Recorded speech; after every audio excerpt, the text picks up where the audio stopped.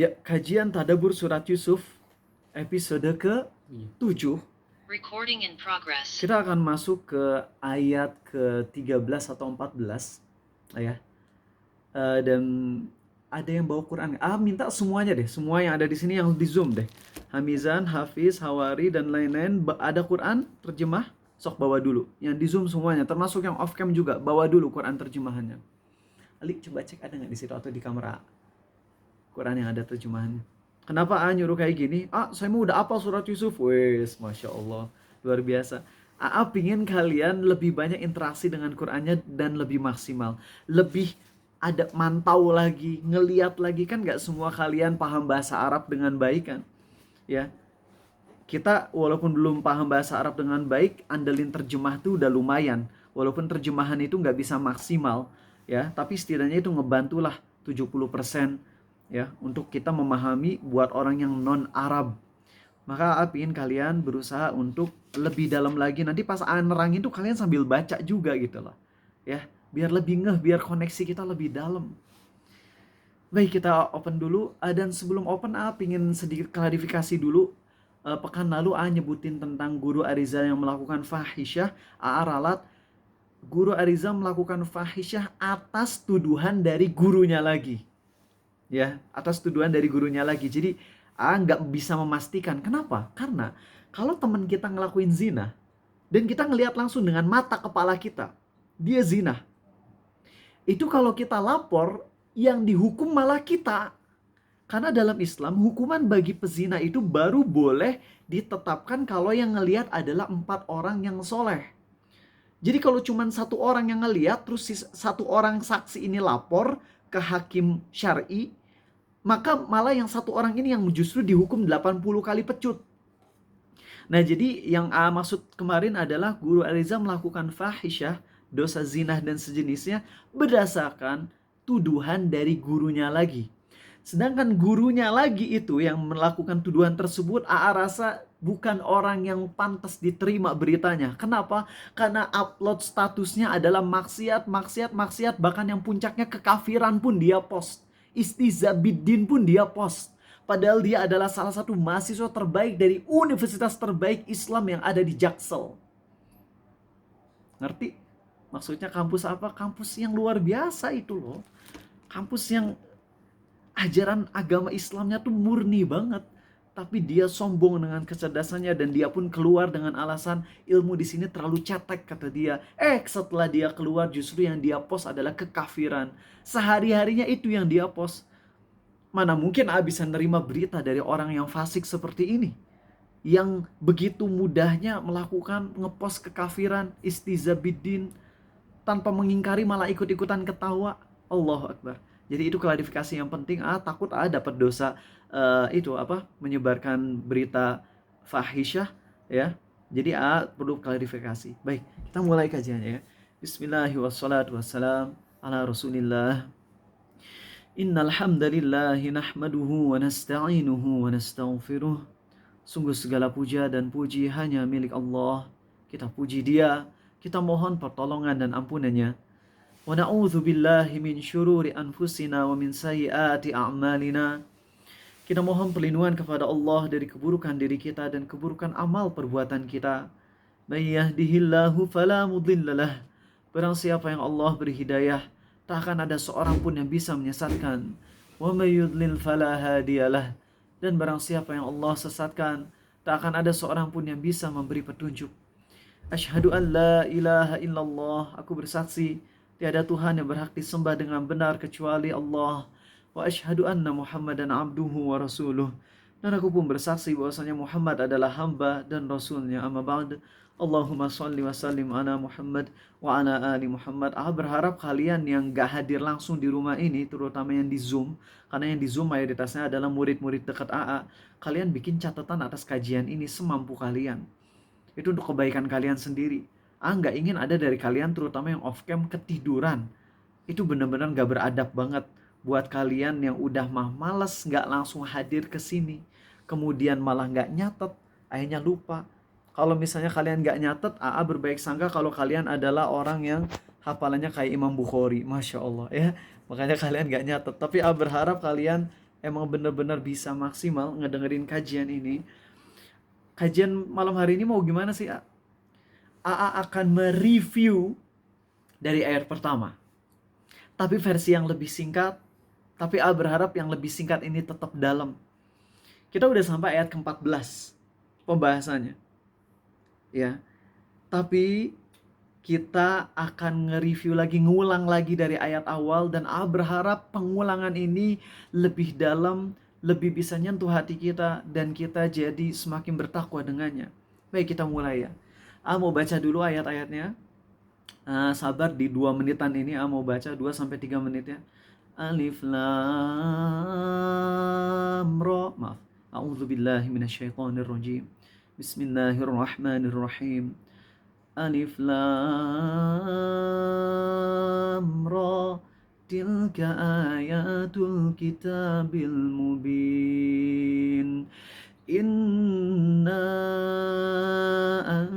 anzalnahu Qur'anan Arabiyyan la'allakum ta'qilun. Nahnu naqussu 'alaika ahsanal qasasi bima awhayna ilaika hadzal Qur'an wa in kunta min qablihi laminal ghafilin. On second thought, teman-teman, kayaknya nggak akan baca semuanya karena biar lebih mengefektifkan waktu, tapi langsung penjelasan ke kalian. Oke. Kita mulai dari ayat pertama surat Yusuf. Alif lam ra. Tilka ayatul kitabil mubin. Perlu diingat, huruf-huruf muqatta'ah, huruf-huruf yang terputus-putus seperti alif lam mim, alif lam ra, kaf ha ya ain shad dan sebagainya. Walaupun sebagian ulama ada yang menafsirkan, oh maksudnya ini, maksudnya itu, maksudnya ini, maksudnya itu, tapi pendapat yang paling aman adalah kita serahkan maknanya ke Allah. Karena hakikatnya nggak ada yang tahu kecuali Allah. Maka saat kita membaca alif lam mim, kita langsung ngomong di hati kita, ya Allah, aku tidak tahu arti dari alif lam mim, alif lam ra, aku nggak tahu. Tapi aku beriman dengan ayat ini, ya Allah. Ketika aku nggak tahu dengan apa makna ayat ini, maka aku sadar bahwasanya ilmuku sangat terbatas. Sedangkan ilmumu tak terbatas. Aku tunduk kepadamu, ya Allah. Aku ini bodoh, aku nggak tahu apa-apa. Tapi aku tunduk, aku mengimani ayat ini. Aku siap menerima ayat-ayat yang akan kau bacakan setelah ini. Aku akan menerima apapun yang kau sampaikan kepadaku. Aku beriman kepada ayat-ayatmu, ya Allah. Itu adalah cara menghayati alif lam mim, alif lam ra. Yaitu kita tunduk, kita serahkan maknanya ke Allah, dan kita berdoa, ya Allah, kuatkan hatiku, kuatkan imanku, agar aku bisa menerima ayat-ayatmu, agar aku bisa mengamalkan ayat-ayat yang berupa perintah dalam Al-Quran, ya Allah, dan mengimani kisah-kisahnya, mengimani berita-berita yang kau sampaikan di dalam Al-Quran, terutama di surat ini yang akan kau sampaikan, ya Allah. Itu indah banget. Dan di bagian ini masih di ayat pertama. Jadi ayat pertama surat Yusuf itu bukan alif lam ra doang, tapi tilka ayatul kitabil mubin. Nah, ini adalah ayat-ayat kitab Al-Quran yang jelas, atau bisa juga yang menjelaskan. Mau nanya, di surat Yusuf semuanya clear atau banyak misteri? Banyak misterinya, banyak makar, iya nggak? Ada makarnya dari kakak Nabi Yusuf, ada misterinya, ada hal-hal yang pelik, ada hal-hal yang nggak dipahami. Ya contohnya mimpi Yusuf aja di awal kan kita nggak paham, ya nggak? Banyak misterinya, tapi kenapa di ayat ini Allah bilang ini adalah ayat-ayat yang jelas? Padahal di kisah Yusuf penuh misteri, penuh kepelikan, penuh masalah. Maka di sini ada hikmah yang bisa kita tadaburi. Allah seakan-akan ingin menyampaikan kepada kita bahwasanya di balik masalah problematika hidup kita yang penuh keruwetan, penuh misteri, penuh dengan berbagai macam kepelikan, itu ada kejelasan dari Allah kalau kamu mau sabar menghadapinya. Surat Yusuf yang penuh dengan misteri ini, ketika kita baca, kita tadaburi, ternyata mengandung banyak hikmah. Maka kalau kita hidup penuh masalah, sabar. tetap berada di atas jalan Allah, Allah yang akan membereskan, Allah yang akan ngasih jalan keluar dari masalah-masalah tersebut. Selama kita mengimani ayat Allah dan menjalani hidup kita berdasarkan panduan Al-Quran, Allah yang akan menjelaskan semuanya. Ngerasa gak sih? Banyak kehidupan kita yang dulunya gak jelas, kemudian baru jelas. Kenapa ya saya gak masuk ke kampus yang saya inginkan? Tahunya baru ketawanya sekarang hikmahnya. Kenapa ya saya nikah sama dia? Misalnya gitu ya. Baru dapat hikmahnya setelah 10 tahun kemudian. Kenapa ya saya tuh lahir di keluarga yang seperti ini? Tahunya baru dapat hikmahnya setelah beberapa tahun kemudian. Itulah indahnya Allah.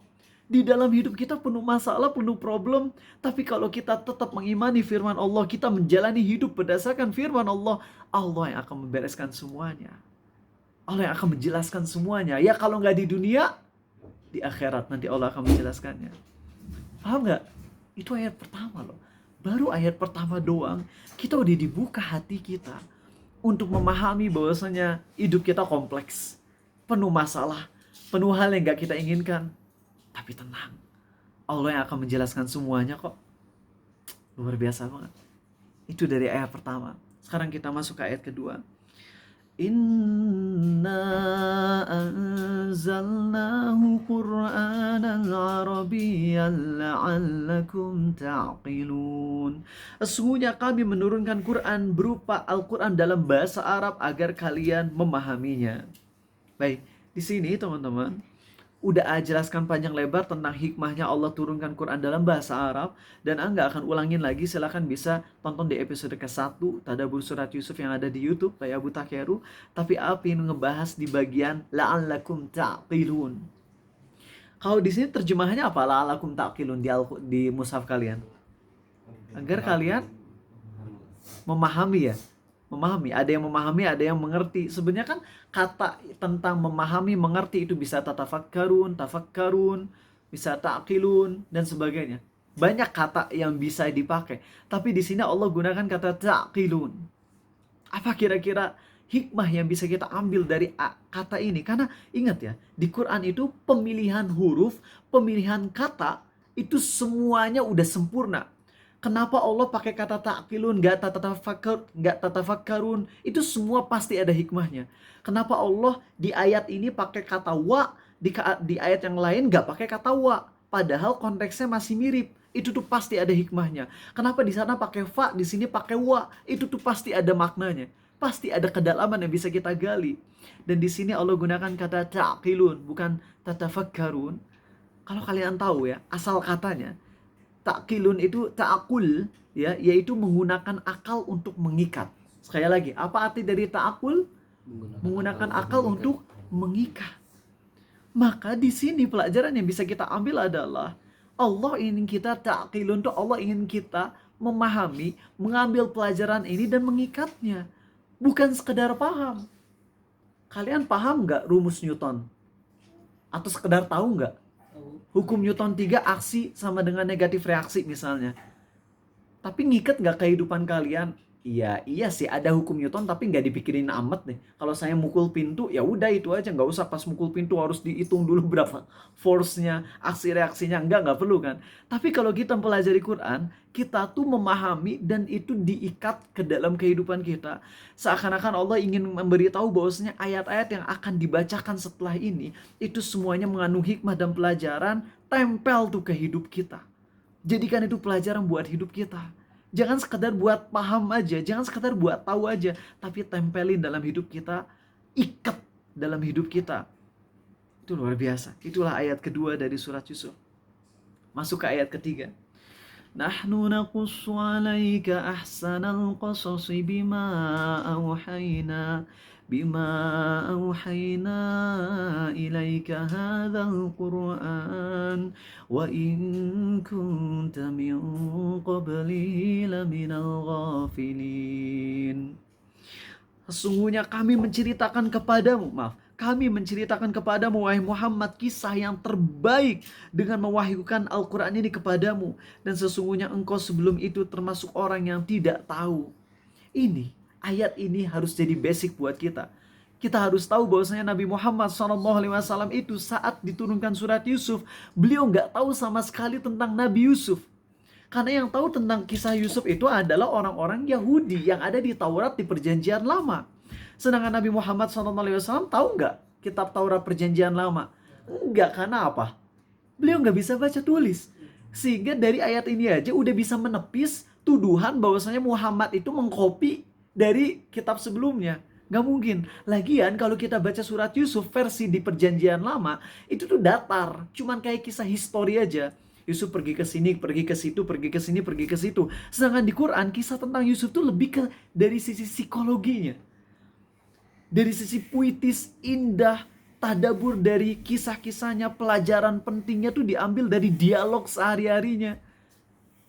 Maka beda banget kalau kita baca kisah Yusuf yang ada di Taurat dan yang ada di Quran, itu beda banget. Atmosfernya beda. Di surat Yusuf yang dijadikan kisah adalah nangisnya Yakub. Kalimat yang keluar dari Yakub ketika tahu Nabi Yusuf meninggal versi kakaknya. Itu yang justru dijadikan, yang diceritakan ke kita. Dan aku udah ngasih tahu kemarin bahwasanya surat Yusuf itu bisa kita bagi lebih simple menjadi 10 bagian. Kalau dalam film tuh ada scene, maka kita jadikan surat Yusuf jadi 10 scene. Tapi ini bukan film ya. Apa aja 10-nya? Nih, dengar baik-baik ya. 10 bagian di surat Yusuf. Nomor 1, Yusuf bermimpi. Nomor 2, kakak Yusuf zolim. Nomor 3, Zulaikha ngajak zina. Walaupun Zulaikha itu bukan nama yang sahih ya. Istri raja lah. Atau istri Perdana Menteri lah. Ya. 4, Yusuf masuk penjara. 5, raja bermimpi. 6, raja mimpinya ditafsirkan. 7, Yusuf keluar dari penjara. 8, Zulaikha tobat. 9, kakaknya Yusuf tobat. 10, kisah Yusuf atau mimpinya Yusuf ditafsirkan. Lihat bagaimana teman-teman, Allah jadikan surat Yusuf begitu indah banget. Kalau dalam istilah, kalian pernah dengar gak yang namanya kiasmus? Kiasmus. Tulisannya tuh C-I-C-H-I. Ci. Tapi dibacanya ki ya, bukan ci ya. Bukan kiasmus tapi kiasmus. Kiasmus itu seperti parabola. Atau bukan parabola. Jadi kisahnya itu lihat bagaimana yang awal itu match sama yang terakhir. Yang kedua match sama yang kedua dari akhir. Yang ketiga match sama ketiga dari akhir. Kita lihat ya dari 10 bagian kisah surat Yusuf urutannya. Yang pertama apa? Yusuf bermimpi. Bagian ke-10 mimpi Yusuf ditafsirkan. Bagian kedua kakaknya Yusuf zolim. Bagian ke-9 kakak Yusuf tobat. Bagian ketiga, Zulaikha ngajak zina Yusuf.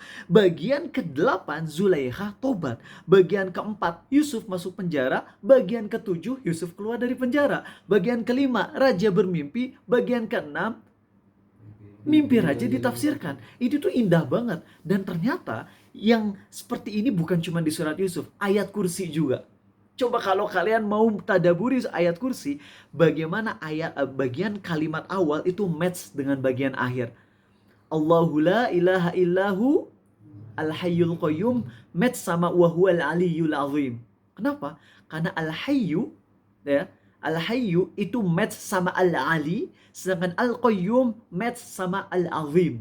Itu kalau kita bahas secara Asmaul Husnanya, tapi bukan itu pembahasan sekarang. Tapi kalau kita ngelihat ayat Quran tuh keren banget. Urutannya itu amazing. Allah ingin ngasih tahu bahwasanya ini bukan kisah buatan manusia. Ini kisah dari Allah. Yang itu udah kita bahas sebenarnya di yang sebelumnya. Sekarang masuk ke yang poin nomor 4. Nah ini yang luar biasa. إذ قال يوسف لأبيه يا أبت إني رأيت 11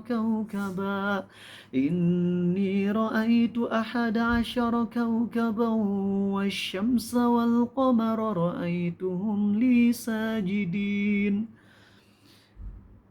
Ingatlah ketika Yusuf berkata kepada ayahnya, "Wahai ayah, sungguh aku bermimpi melihat 11 bintang, matahari, dan bulan. Kulihat semuanya sujud kepadaku." Teman-teman, kita akan melihat dari sisi bagaimana Yusuf berkata kepada ayahnya dengan menggunakan kata ya abati, wahai ayah tersayang. Ini menunjukkan bagaimana kedekatan Yusuf dengan ayahnya. Yaitu ketika Yusuf manggil ayahnya dengan panggilan Abi. Bukan dengan panggilan Abi, tapi dengan panggilan Abati. Yang artinya wahai ayahku tersayang. Kalau Abi artinya wahai ayah. Kalau Abati artinya wahai ayahku tersayang. Ini menunjukkan kedekatan Yusuf dengan ayahnya.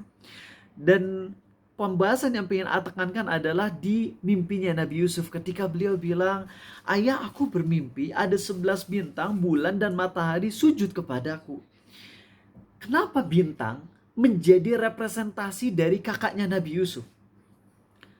Kita tahu kalau bulan matahari kan cuma satu ya. Matahari satu, bulan satu. Ya, kan nggak mungkin ayahnya Yusuf yang 11 gitu, nggak mungkin. Makanya kenapa bintang yang 11? Karena bintang banyak dan kakak Nabi Yusuf juga banyak.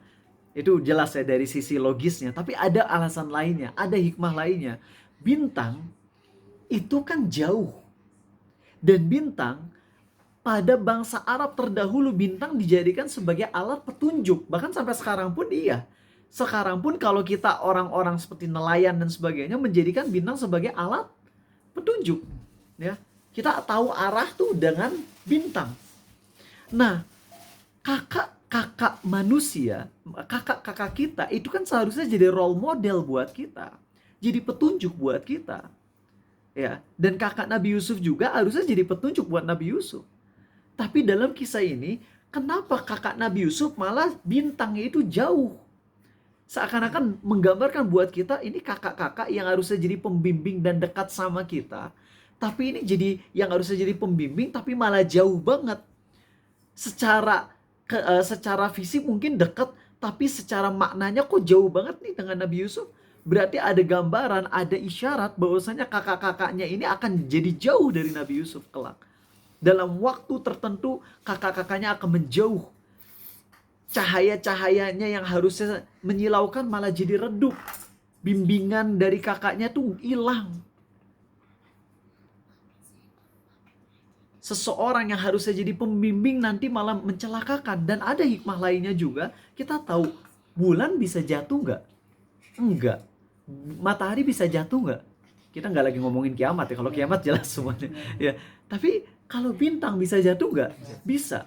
Walaupun memang itu percikannya ya. Walaupun sebagian ulama bilang itu tuh bukan bintang tapi meteor. Ini karena kita terlalu nge-mixin antara agama dengan ilmu astronomi. Tapi kalau secara syariatnya simple sebenarnya. Yang namanya bintang yang dimaksud oleh Allah itulah bintang yang nantinya bisa nyamber, bisa jatuh. Ya, jadi jangan terlalu nge-mix dengan ilmu astronomi. Ya, bukan kita merendahkan ilmu astronomi, tapi agar kita paham konteks yang dibahas di sini. Ya, bintang bisa jatuh. Maka ini juga isyarat dari Allah bahwasanya kakak-kakakmu bisa jatuh. Beda dengan matahari dan bulan, ayahmu, ibumu, itu akan baik banget kepadamu. Tapi kalau bintang-bintang ini bisa jatuh, maka mereka pun, kakak-kakakmu bisa salah. Paham di sini? Itulah salah satu hikmahnya. Dan ini yang paling indah sih, yaitu ketika Allah menjadikan bintang itu sebagai representasi dari kakak Nabi Yusuf, yaitu harusnya kan jadi pembimbing. Tapi kok malah ngejauh gitu loh. Harusnya jadi pembimbing, tapi malah jauh, kemudian malah jatuh, menjatuhkan Yusuf, nyiksa Yusuf gitu loh. Dan Yusuf kan bingung, ini apa arti dari mimpi ini? Sedangkan Yakub paham. Nah, lalu di ayat yang kelimanya, ya bunayya, qala ya bunayya la taqsus ru'yaka ala ikhwatika fayakidu laka kaida. Inna syaitana lil insani aduwwum mubin. Wahai anakku, janganlah kau ceritakan mimpimu kepada kakakmu. Nanti mereka akan berbuat makar kepadamu. Sesungguhnya setan adalah musuh yang nyata bagi manusia. Lihat di sini ada kalimat qala ya bunayya, wahai anakku. Nah, teman-teman, panggilan itu biasanya dilakukan oleh orang yang mengawali interaksi, iya nggak? Kayak misalnya AA mau ngobrol sama Habibi, AA kan manggil hey Habibi gitu kan. Cuman kalau udah obrolan udah terjalin, Habibi ketika ngejawab pertanyaan AA yang langsung ngejawab aja, ya nggak? Habibi mau makan nggak? Terus Habibi bilang apa? Oh mau, gitu kan ya? Asa nggak enak kalau wahai Habibi mau makan nggak? Terus Habib bilang, wahai AA.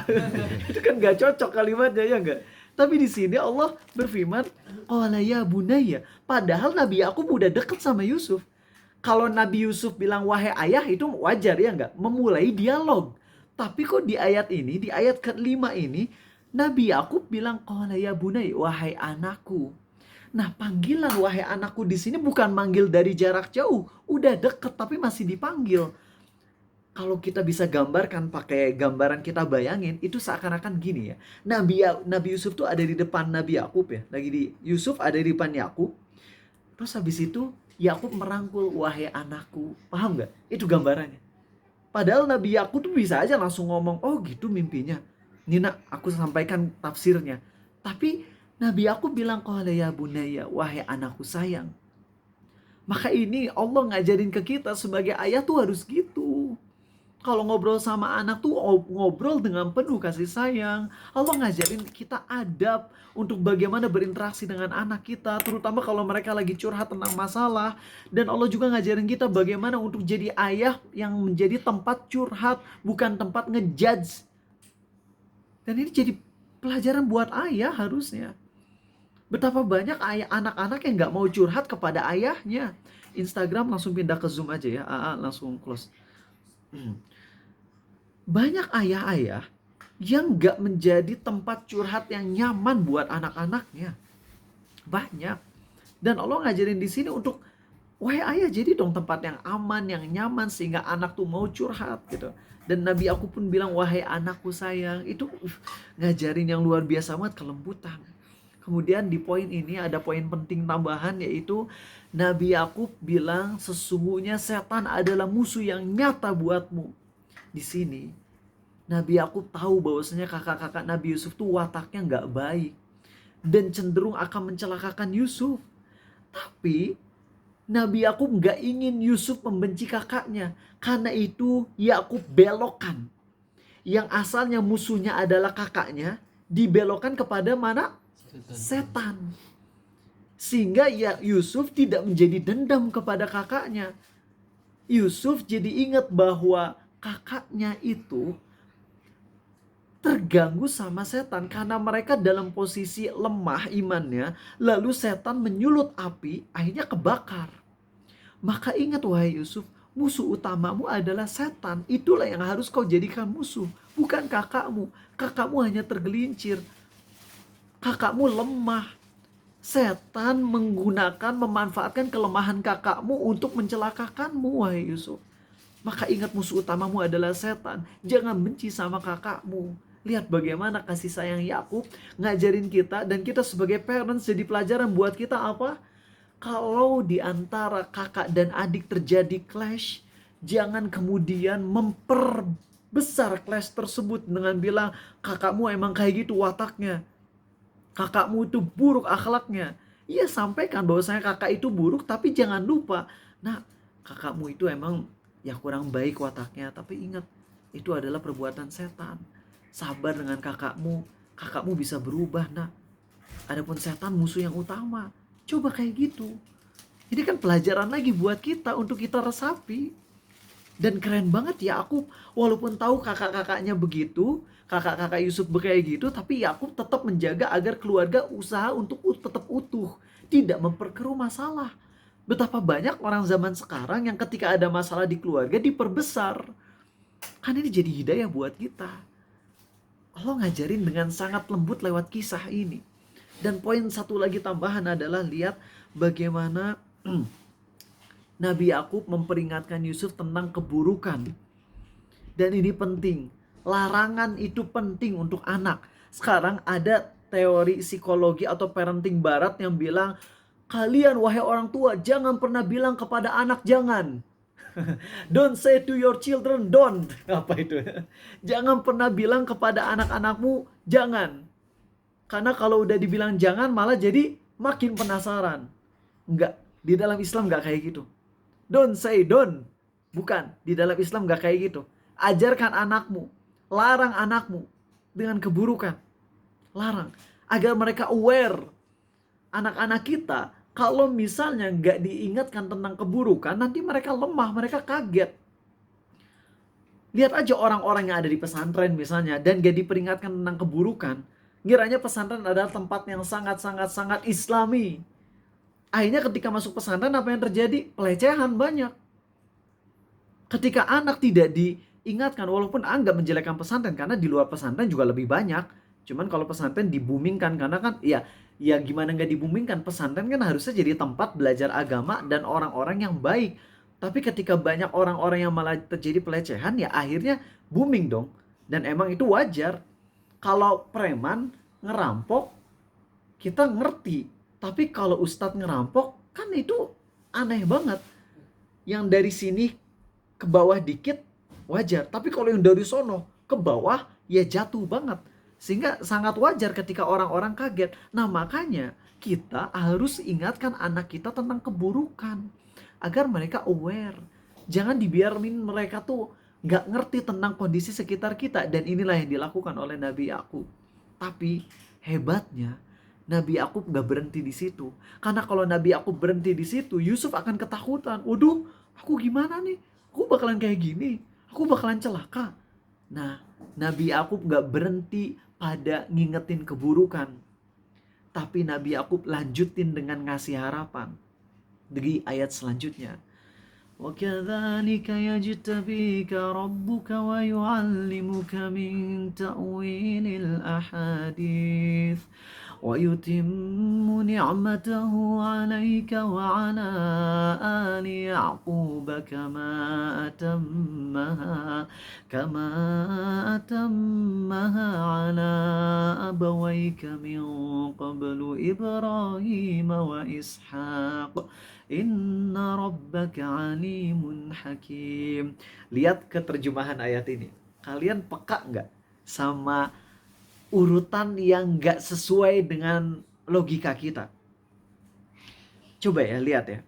Lihat bagaimana Nabi Yakub berkata, dan demikianlah Tuhanmu memilih engkau untuk menjadi nabi dan mengajarkan kepadamu sebagian dari takwil mimpi. Oke, bagian itu nggak bahas lagi karena udah kita bahas apa itu makna dari ijtaba, istifa, ya. Kemudian apa arti dari ikhtiar, itu udah kita bahas. Tapi yang ingin bahas di sini, di bagian sini ya. Dan Allah hendak menyempurnakan nikmatnya kepadamu dan kepada keluarga Yakub, sebagaimana dia telah menyempurnakan nikmatnya kepada kedua kakekmu sebelum itu, yaitu Ibrahim dan Ishak. Kan harusnya urutannya Yusuf, Yakub, Ishak, Ibrahim. Ngerti nggak? Dari cicit ke cucu, terus ke orang tua, terus ke orang tua. Dari cicit ke cucu, terus ke bapak, terus ke kakek gitu ya. Kan harusnya gitu urutannya. Tapi ini begini, Yusuf, terus Yakub nggak disebut loh di sini loh. Yang disebut tuh keluarga Yakub. Paham nggak? Di sini Yakub nggak lagi ngomong tentang dirinya, tapi yang ngomongin apa? Keluarga Yakub. Berarti kalau keluarga Yakub mencakup semuanya, mencakup istri, anak-anaknya. Tapi kalau Yakub pribadinya nggak disebut di sini ya. Jadi lihat urutannya, Yusuf, keluarga Yakub, yang harusnya Ishak tapi malah loncat ke Ibrahim, baru Ishak. Lihat teman-teman. Kenapa urutannya kayak gini? Hikmahnya adalah pertama, yang menjadi poin utama yang diajak ngobrol kan Yusuf. Maka Yusuf diambil dulu hatinya. Wahai Yusuf, Allah hendak menyempurnakan nikmatnya kepadamu, sebagaimana Allah sempurnakan nikmatnya kepada keluarga Yakub. Kenapa nggak disebut sebagaimana Allah menyempurnakan nikmatnya atas diriku? Karena di sini Yakub bukan lagi nge-bragging dirinya. Nabi Yakub bukan lagi menyombongkan, membanggakan dirinya. Nabi Yakub lagi ingetin tentang nikmat Allah. Kan beda kalau misalnya orang bilang kayak gini ya. Feelingnya gimana coba Elwin? Kalau misalnya ngomong kayak gini, lebih halus yang mana? Elwin, anak Arizal Allah beri nikmat, dan aku juga cerdas, misalnya kayak gitu. Atau ngomong kayak gini, Allah telah memberikan nikmat kepada anak AA dan kepada keluarga AA. Lebih soft yang pertama atau kedua? Yang kedua. Kalau AA bilangnya gini, AA kaya, kan itu gak enak ya gak sih? Maka Nabi Yakub tuh bilangnya kayak gitu. Nabi Yakub tuh bilang, wahai anakku, Allah akan menyempurnakan nikmatnya kepadamu sebagaimana Allah sempurnakan nikmatnya kepada keluarga Yakub. Jadi ingin mengingetin bahwasanya kita nih, keluarga kita ini Itu Allah yang ngasih nikmat. Yang ditonjolkan bukan diri Yakubnya, tapi yang ditonjolkan adalah nikmat Allahnya. Paham di sini? Dan di sini juga Allah ingin mengingatkan kepada Nabi Yusuf. Di ayat yang tadi, ayat yang kelima kan itu dark banget. Nabi Yakub ingetin kepada Yusuf, wahai anakku, engkau tuh akan kayak gini, engkau akan kayak gini, engkau akan dapat masalah. Kakak-kakakmu akan punya problem denganmu, musuhmu adalah setan. Di situ kan Nabi Yusuf sedih dong, takut. Tapi di ayat selanjutnya, Nabi Yakub ingetin kepada Yusuf, wahai nak, ingat, walaupun masalah banyak, tapi Allah adalah penolongmu. Sehingga hati Yusuf menjadi tentram, menjadi kuat lagi. Yang asalnya ketakutan, tapi pas diingetin dengan nikmat dan pertolongan Allah, itu Nabi Yusuf menjadi tenang. Dan Nabi Yakub gak berhenti di situ. Gak cuma ngingetin, wahai nak, Allah penolongmu. Gak. Tapi Nabi Yakub ngingetin Yusuf tentang kisah Ibrahim. Nah, inget gak Ibrahim? Kakek buyutmu. Dulu dibakar di api loh. Tapi Allah nyelamatin dia. Ingat gak dengan ujian yang Allah timpakan kepada Ibrahim? Kalau kemudian kepada Ishak. Ishak memang tidak dijelaskan secara detailnya, tapi Ibrahim yang ditonjolkan. Makanya kenapa loncat gitu. Dari Yusuf diingatkan tentang keluarga Yakub, kemudian loncat kepada Nabi Ibrahim, karena yang di highlight itu Nabi Ibrahim tentang masalah-masalahnya, sedangkan Yakub tidak diterangkan secara rinci di dalam Al-Quran tentang ujian yang menimpa Yakub. Tapi Ibrahim yang di highlight. Nah, seakan-akan Nabi Yakub itu ingin bilang, ingat kakekmu Ibrahim dulu dibakar di api, mau dibunuh, tapi Allah selamatkan, nak. Maka kamu pun sama. Kalau suatu saat di masa depan akan dapat problem, ingat Allah lah yang akan menolongmu, Allah yang akan membimbingmu, Allah lah yang maha mulia, maha bijaksana, maha mengetahui problem-problem yang akan menimpamu, ya nak. Itu tidak lepas dari hikmah Allah, itu nggak lepas dari pengetahuan Allah. Maka karena Allah tahu masalahmu, banyak-banyaklah berdoa pada Allah. Karena Allah tahu hikmah yang ada pada masalahmu, mintalah ke Allah agar Allah membukakan hikmah atas masalahmu, nak. Itu enak banget. Coba kita hayati ini buat kita. Bahwasanya masalah yang akan ada di masa depan, Allah tahu. Allah punya hikmah. Maka aku harus memohon kepada Allah agar Allah membukakan hikmah untukku. Itu. Dan kita masuk ke ayat selanjutnya. Dan ini ayat yang gak kita bahas secara mendalam waktu kemarin. لقد كان في يوسف وإخوته آيات للسائلين. Sungguh dalam kisah Yusuf dan saudara-saudaranya terdapat tanda-tanda kekuasaan Allah bagi orang yang bertanya. Yakni bertanya, sa'ilin itu bertanya untuk mengambil manfaat. Bukan bertanya karena kepo. Ingat ya, sa'il adalah orang yang bertanya untuk apa? Untuk dapat manfaat. Kalau kepo nggak tahu bahasa Arabnya apa. Tapi sa'il tuh nanya untuk dapat manfaat. Maka kalau kita mempelajari surat Yusuf, Allah ngasih tahu bahwasanya kita akan merasakan tanda-tanda kekuasaan Allah kalau kita aktif bertanya. Dengan pertanyaan yang sifatnya itu bisa mengambil pelajaran, hikmah, tadabur. Bukan pertanyaan yang kepo. Contoh, kalau misalnya nanya siapa sih nama istri raja, kan gak penting ya gak? Kalau dikasih tahu namanya Zulaiha, apa kira-kira tadabur yang bisa kita ambil dari situ? Oh, Zulaiha namanya dari Z, urutan absen terakhir, nggak nyambung ya, nggak ada hikmah sama sekali dari itu. Tapi kalau kita nanya, apa hikmahnya Zulaiha ngajak Yusuf berzina? Ya, wah, di situ kita bisa ambil tuh hikmahnya. Oh, Zulaiha wanita kaya dan orang-orang Mesir pada zaman dulu tuh hidupnya tuh hedon, sedangkan suaminya sibuk dengan urusan pemerintahan, makanya nafsunya besar, dia nggak bisa nahan dan akhirnya ngajak zina Yusuf, tapi Yusuf menahan diri dari zina. Nah, jadi ingat ya, orang yang akan dapat hidayah dari surat Yusuf, bahkan ayat-ayat Quran yang lain adalah orang-orang yang bertanya dengan niat untuk apa? Ngambil manfaat dan ngambil pelajaran. Bukan pertanyaan yang sifatnya kepo, apalagi pertanyaan yang sifatnya mendebat. Orang yang bertanya untuk mendebat atau sekedar kepo doang, itu nggak akan dapat hidayah. Tapi orang yang bertanya dalam rangka ingin mengambil manfaat, tadabur, penghayatan, hikmah, maka mereka adalah orang yang akan dapat hidayah. Gitu. Ada tanda-tanda kekuasaan Allah pada Yusuf dan saudaranya. Kenapa Allah bilang cuman Yusuf dan saudaranya, padahal kisah surat Yusuf yang penuh hikmah ini bukan cuman Yusuf dan saudaranya, iya nggak? Tapi Zulaikha juga bermasalah, raja juga bermasalah, Mesir juga bermasalah, musafir juga bermasalah yang ngejual Yusuf dengan harga murah. Harusnya kalau budak yang ganteng, cerdas dijualnya harga mahal ya. Tapi kenapa Yusuf dijualnya pakai harga yang murah gitu loh. Itu kan semuanya masalah, tapi kenapa Allah cuma meng-highlight Yusuf dan saudaranya doang? Apa kira-kira, aku nanya dulu deh Elwin, ada tadabur dan penghayatan yang bisa diambil nggak? Kenapa di ayat ke-7 ini Allah bilang sesungguhnya pada diri Yusuf dan saudaranya terdapat tanda-tanda kekuasaan Allah bagi orang yang bertanya karena ingin mengambil pelajaran.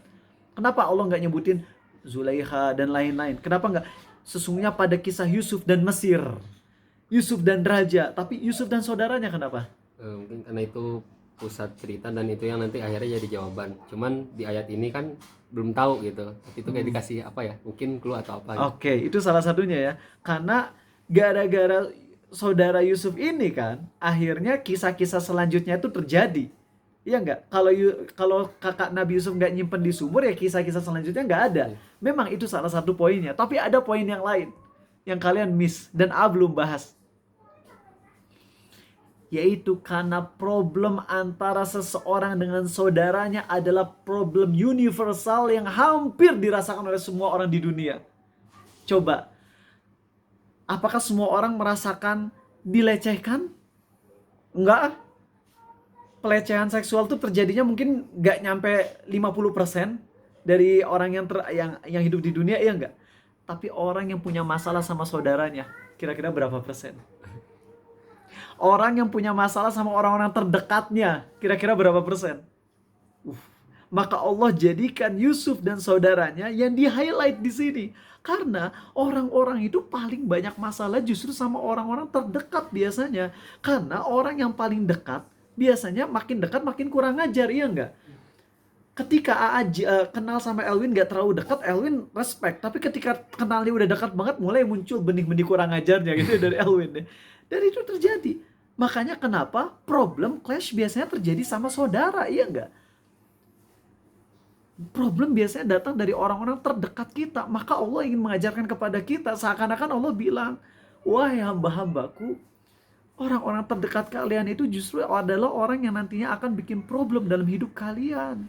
Sebagaimana Yusuf problemnya sama saudaranya. Maka ingat, jagalah hubungan sebaik mungkin dengan orang terdekatmu agar masalah gak semakin besar. Makanya Nabi SAW juga bersabda kan, jarang-jaranglah ketemu niscaya akan menambah cinta. Orang makin sering ketemu, cinta tuh makin murang. Makanya kenapa sama istri itu cinta rata-rata berkurang. Karena 4L, lo lagi, lo lagi. Tapi sama istri tetangga bisa bertambah cinta karena jarang ketemu. Maka di sini penting loh, ini hikmah kenapa Allah jadikan Yusuf dan saudaranya yang jadi di ayat ini. Karena orang terdekat kita lah yang punya potensi besar justru menjadi orang yang paling problematik dalam hidup kita. Maka sabar dengan orang-orang terdekat kita. Kalau kita bisa menjaga hubungan baik dengan orang terdekat kita, maka kita akan sukses untuk menghadapi orang yang di luar kita. Paham? Itulah tadabbur dari ayat ini. Masya Allah. Itu teman-teman ya, di ayat ke-7, ayat ke-8, 9, 10, 11, 12, 13, nggak akan review ya, nggak akan review karena udah di pekan lalu, jadi silakan tonton di episode ke-6 dari Tadabbur Surat Yusuf. Dan sekarang kita masuk ke materi inti. Udah mau beres ini ya. Materi intinya adalah di ayat ke-13. Ayat ke-14 ya, ayat 13 ya. Benar gak sih?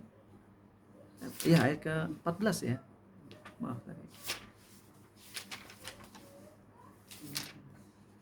Anakku jangan pergi itu ya. Qalu la in akalahu dhi'bu wa nahnu usbatun inna idzal la khasirun. Maaf, ayat ke-13 ya. 13 itu udah dibahas pekan lalu sebenarnya. Ya. Oh, belum. Ya, ayat 13 ini yang bakalan kita bahas, oke? qala inni layahzununi an tadhhabu bih wa akhafu an ya'kulahu adh-dhi'bu wa antum anhu ghafilun. Ulang, ini udah dibahas pekan lalu tapi ulang karena pembahasan ini perlu kita lebih dalamin lagi. Yakub berkata, sesungguhnya kepergian kamu bersama Yusuf sangat menyedihkanku, dan aku khawatir dia dimakan serigala sedang kamu lengah darinya. Nah, yang pengen Aat tadaburi dari ayat ini adalah coba kita ingat dengan kisah komparasi Yusuf dan Musa. Jadi tadabur di ayat ini justru yang pengen lebih hayati adalah di kisah Musanya, bukan di kisah Yusufnya, karena kisah Yusuf dan tadabur surat Yusuf ayat 13 udah kita bahas di pekan lalu. Tapi yang pengen tadaburi adalah di kisah Musa yang sejalan dengan Yusuf. Kita udah bahas di episode 1 banget, yaitu antara Nabi Yusuf dan Nabi Musa tuh saling bertentangan. Yaitu apa? Nabi Yusuf awalnya dari luar Mesir, kemudian hijrah ke Mesir. Kaum Musa awalnya dari Mesir, keluar Mesir. Nabi Yusuf pahlawan Mesir, Nabi Musa malah musuhnya Mesir. Ya, masuk musuh Mesir itu musuh Fir'aun gitu. Berkebalikan ya. Nabi Yusuf menyelamatkan Mesir, Nabi Musa malah menghancurkan rakyat Mesir, yaitu menghancurkan rakyat Fir'aun dengan dimasukkan ke Laut Nil, Laut Merah ya. Nabi Yusuf menyelamatkan Mesir dengan reservasi air, preservasi air, yaitu dengan penghematan air, sedangkan warga Mesir dihancurkan oleh air, oleh di kisahnya Nabi Musa. Jadi saling berkebalikan. Nah, dalam kisah ini lihat bagaimana Yakub, yaitu ayah Yusuf, tidak rela Yusuf untuk pergi.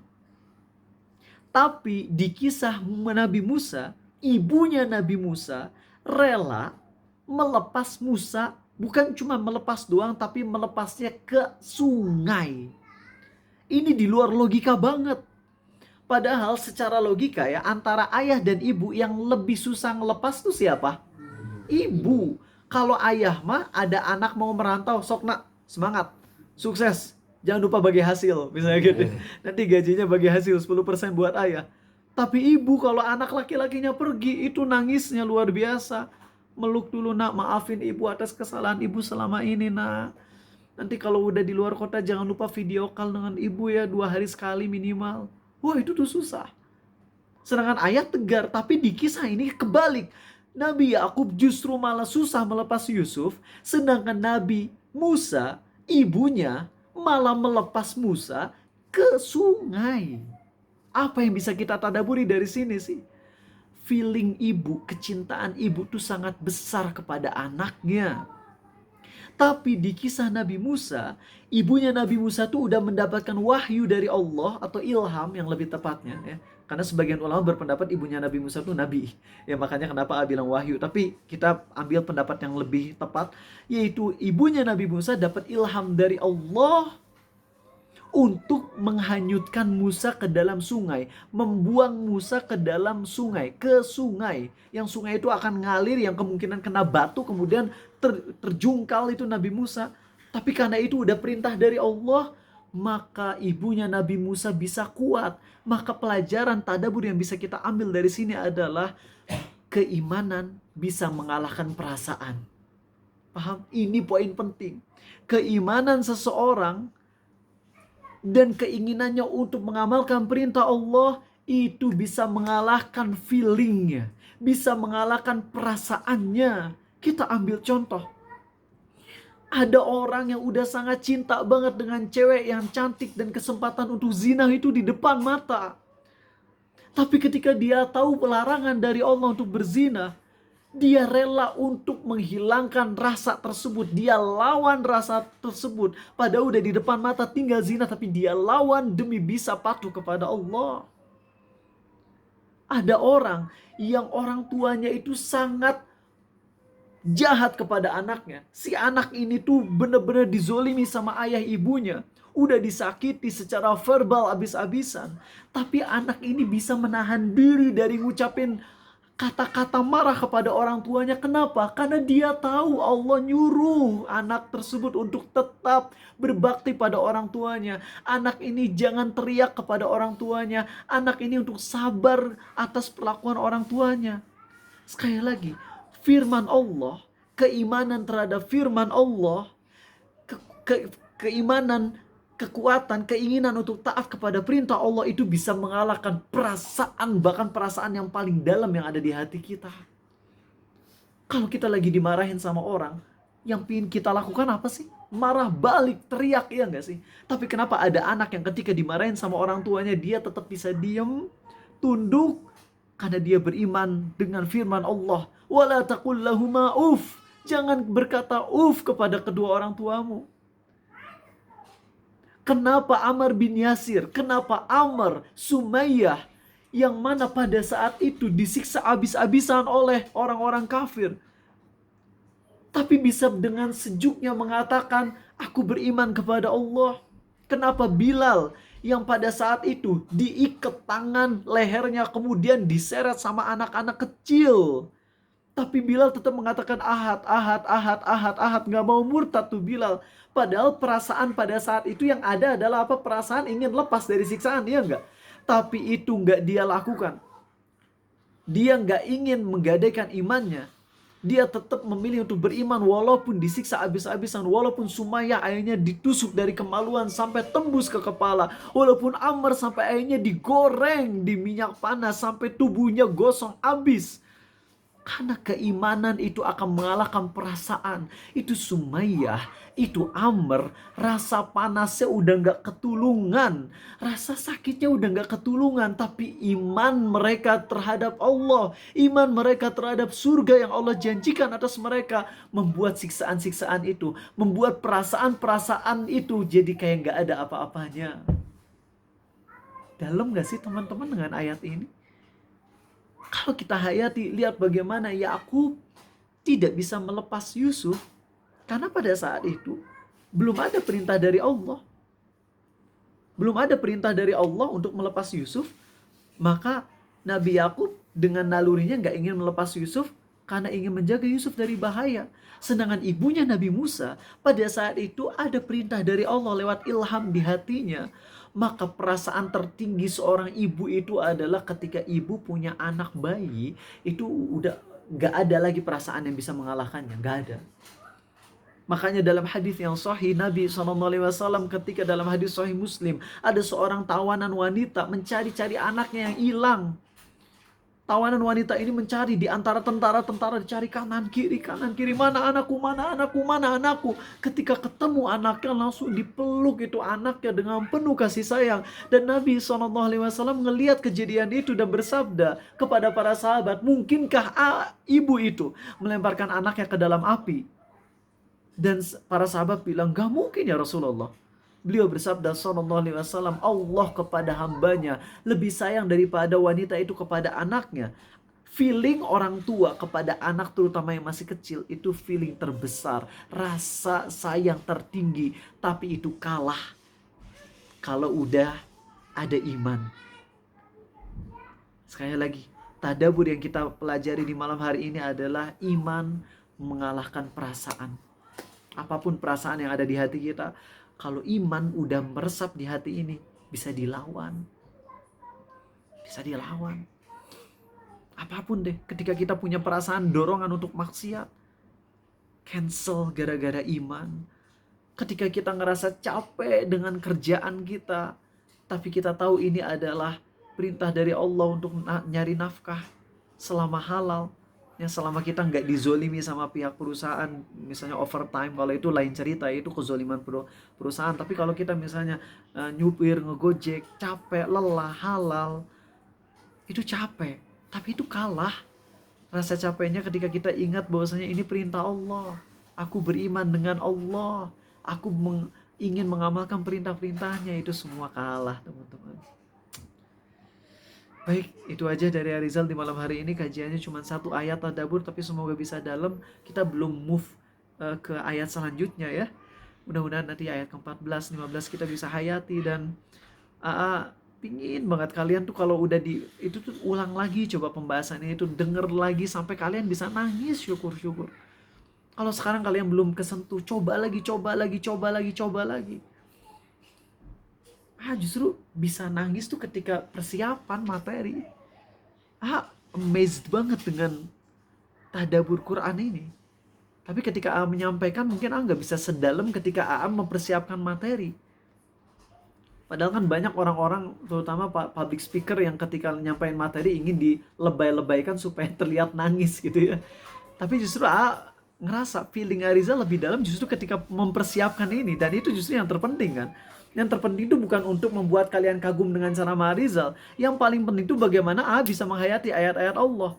Dan yang jujur ke kalian bukan bermaksud sombong, tapi untuk jadi pelajaran buat kalian. Demi Allah, ketika persiapan materi ini, tuh kesentuh bahkan nangis. Bahkan ini yang agak konyolnya, di WC nangis. Coba teman-teman. Kok bisa sih ya? Ya bisa aja kan, di WC asal nggak baca Quran mah nggak apa-apa ya. Tapi lagi di WC kemudian keingetan dengan materi yang akan sampaikan ke kalian malam hari ini. Nangis. Sekali lagi cerita ini mudah-mudahan bukan ada unsur riaknya, mudah-mudahan ya nggak bisa bilang kalau Ariza suci dari bisikan ria. Tapi berharap banget untuk jadi pelajaran buat kalian. Bisa ngehayatin saat di kamar, bisa ngehayatin saat lagi di WC. Ya, di WC keinget dengan ayat ini terus bisa nangis. Tapi ketika menyampaikan mungkin lebih datar. Ya nggak apa-apa. Yang penting kalian juga berusaha untuk menghayati ayat-ayat ini. Oke. Resapi ayat-ayat tadi 1, 2, 3, 4, 5, 6, 7. Terutama ayat 7 yang tadi kita bahas lebih dalam. Dan juga ayat 13 yang kita bahas lebih dalam juga. Ya, semoga Allah karuniakan kita kebaikan dunia akhirat. Ini pas banget angkanya 7 dan 13. 7 angka keberuntungan, 13 angka sial, musyrik. Maaf, itu aja. Nggak boleh itu mempercayai 7 dan 13 angka sial dan angka keberuntungan. Oke. Silakan yang mau nanya pertanyaan sampai jam 10 lebih 10 insyaallah. Ya, silakan. Bismillah, assalamualaikum. Ada dua. Yang pertama tuh sebenarnya salah satu cara misalkan untuk menghayati surat Nabi Yusuf ini, apakah tepat mungkin dengan lebih meriletkan dengan cerita kita, maksudnya yang terjadi di kehidupan kita sendiri, di cerita kita gitu ya. Apakah itu salah satu cara yang ampuh untuk tadabbur? Nah, terus yang kedua, ini kan sebenarnya poinnya kan masya Allah banyak ya faedahnya. Nah, cuman mungkin termasuk saya sendiri mungkin kayaknya nggak hafal semuanya gitu. Apakah kalau misalkan mau ngambil waktu buat membaca surat Nabi Yusuf ini, misalkan pelan-pelan misalkan baca ayat 1 terus kita murojaah poin-poin kajiannya gitu. Itu gimana ya cara? Soalnya kalau ngafalin khawatir nggak hafal semuanya gitu. Oke. Jadi pertama, apakah tentang surat Yusuf ini bisa relate sama kehidupan kita? Kita ambil benang merahnya sebenarnya ya. Kalau kisah Yusufnya nggak bisa kita amalin semua. Misalnya aku harus nyari cewek yang seneng sama aku gitu ya, biar aku diajak zina, biar aku bisa relate sama kisah Yusuf. Ya nggak bisa kayak gitu dong, nggak bisa. Tapi kita ambil benang merahnya. Kalau Nabi Yusuf itu bisa menahan diri dari maksiat ketika diajak sama Zulaiha. Nah, dalam kehidupanku maksiat-maksiat apa nih yang masih sering aku lakukan? Kemudian aku berjuang untuk menjauhinya karena takut sama Allah. Nah, paling kayak gitu. Ya, jadi bukan berarti kisah Yusufnya kayak sama-samain, nanti berarti kita sengaja minta dituduh biar masuk penjara gitu, biar kisahnya sama dengan Yusuf. Ya nggak pas dong kalau kayak gitu. Paham ya? Elwin? Nah, untuk yang kedua, gimana cara menghayati surat Yusuf?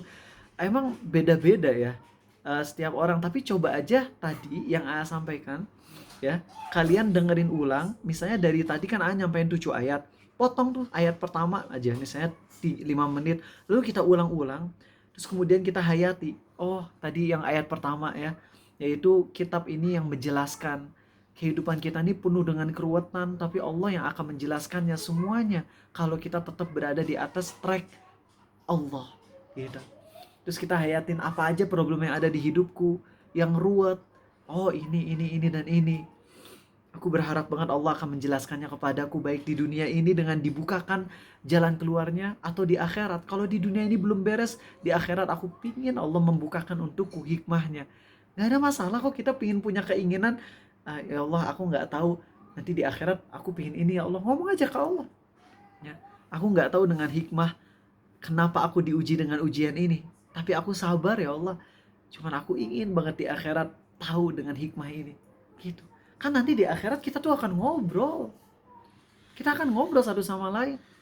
Bahkan ketika misalnya Elwin ingin mengamalkan suatu amal soleh, lalu Elwin diejek-ejek sama teman, diolok-olok, wah so alim. Gara-gara Elwin ngelakuin amal soleh tersebut, itu nanti di surga kita akan ngobrol. Mudah-mudahan ya Elwin sama Arizal gitu ya, mudah-mudahan nanti Elwin ngomong gini, dulu di dunia saya tuh ngelakuin amal soleh ini karena takut sama Allah, tapi orang-orang ejek-ejek saya Terus saya ngomong, yang ngejek-ngejek itu orang-orang kafir ya, atau orang-orang Islam yang murtad dengan mengolok-olok syariat ya Alwin ya. Iya, kira-kira ada nggak orangnya di neraka? Wah ada, woi itu woi. Kita ketawa rame-rame ngeliatin mereka disiksa. Itu udah real, ada di surah Al-Mutaffifin, ada di surah At-Tur. Walaupun tadi gayanya pakai gaya Arizal ya, tapi itunya qalu inna kunna qablu fi ahlina musyfiqin. Dulu kami waktu lagi di keluarga kami takut sama Allah. Gitu ya. Terus fattala fara'ahu fi sawa'il jahim. Mereka akhirnya pergi untuk melihat ke neraka jahim. Terus akhirnya ngelihat orang-orang di neraka jahim. Terus akhirnya mereka ketawa-ketawa ya di surganya. Puas loh, puas. Dulu kalian menertawakan kami di dunia, sekarang kami menertawakan kalian di akhirat. Itu ada di surah Al-Mutaffifin di ayat terakhir. Nah, jadi seperti itu. Ya.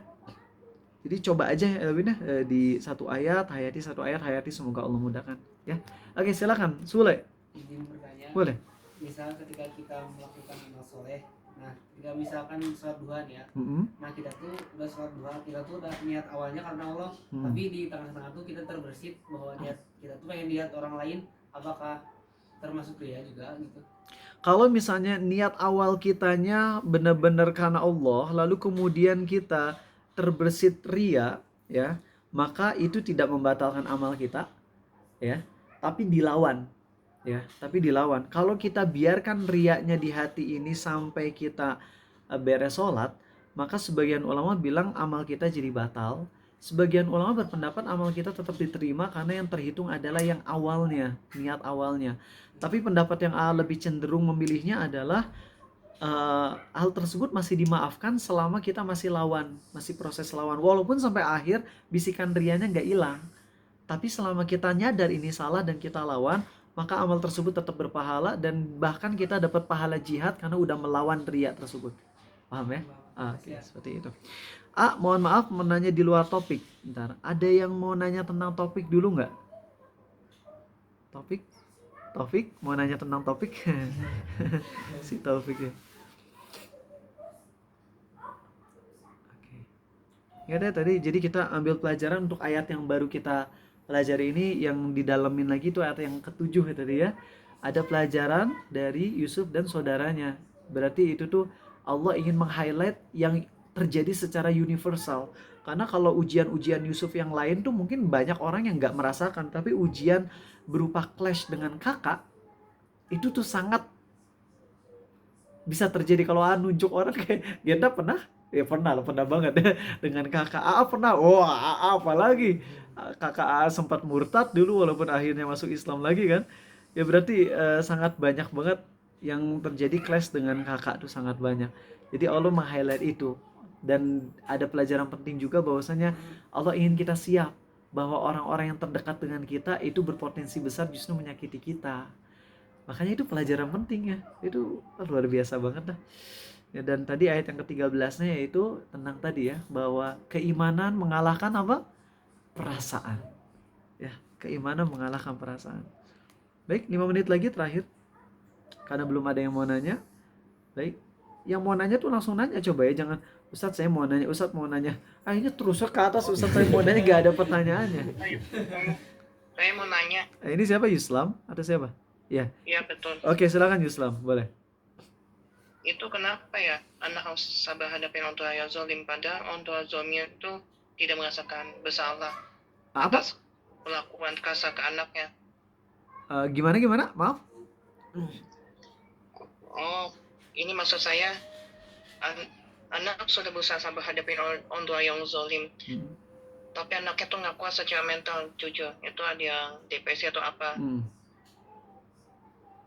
sampai ada yang sakit jiwa gitu loh. Oke, baik ya. Gini ya, Islam. Ini jadi masalah. Iya, baik. Jadi, mungkin Yusuf nge-skip kajian tentang ini, bahwa ketika orang tua benar-benar zolim ke anak, jangan bilang orang tua selalu benar. Enggak. Orang tua banyak banget yang salah. Ya, dan anak yang dilampiaskan kesalahan orang tua, tapi dilampiaskannya ke anak nggak salah. Nah, perintah dari Allah untuk anak adalah tidak durhaka. Durhaka itu yaitu dengan cara kita teriak, dengan cara kita ngomong yang gak sopan ke orang tua. Sehingga kalau orang tua zolim ke kita, kita menahan diri dengan cara diem. Ya, dengan cara diem, nangis gak apa-apa. Udah nangis terus kok kamu nih cengeng, cowok kok nangis. Udah mah kita nangis sedih, malah makin sedihin lagi. Akhirnya kita gila misalnya.